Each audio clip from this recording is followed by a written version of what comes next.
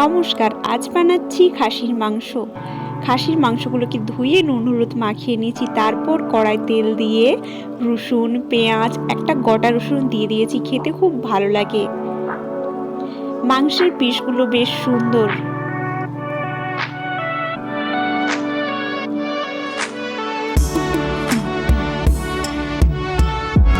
পেঁয়াজ রসুনগুলো ভাজা হয়ে গেলে 2 চামচ আদা বাটা, হলুদ গুঁড়ি ও পরিমাণ মতো লঙ্কা গুঁড়ি দেওয়ার পর মশলাটা কিছুক্ষণ কষাবো। একটা বাটিতে মিট মশলা গুলে রেখেছিলাম, সেই মশলাটা দিয়ে কিছুক্ষণ কষাবো। চলুন ততক্ষণ আপনারাকে আমি বাগান থেকে ঘুরিয়ে নিয়ে আসি।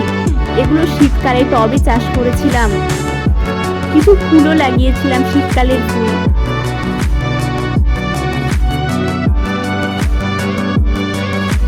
মশলাটা ভালোভাবে কষে এলে তার উপর ধনেপাতা দিয়ে কিছুক্ষণ পর ম্যারিনেট করা মাংসগুলো দিয়ে ভালোভাবে কিছুক্ষণ 10 থেকে 15 মিনিট কষাতে হবে, যাতে মাংসের মধ্যে একটা ভালোভাবে সব মশলাগুলো মিক্স হয়ে যায় এবং পরিমাণ মতো নুন দিয়ে দিতে হবে।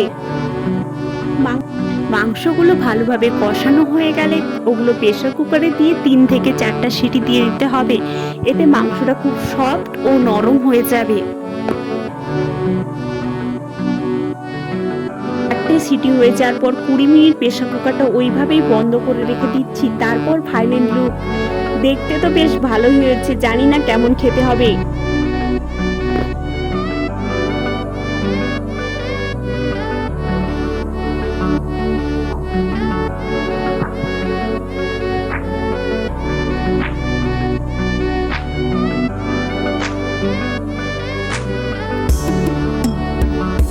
ওয়াও, খেতেও খুব টেস্টি হয়েছিল। একবার ট্রাই করে দেখতে পারেন এইভাবে মাংস রেঁধে প্রেসার কুকারে। টাইমও সেভ হবে ও মাংসটা খুব নরম তুলতুলে সুন্দর খেতে হবে।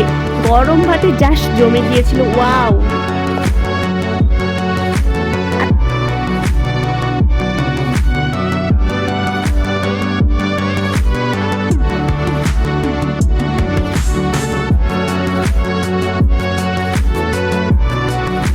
মাংসটা খুব সুন্দর সিদ্ধ হয়েছিল। Thank you for watching.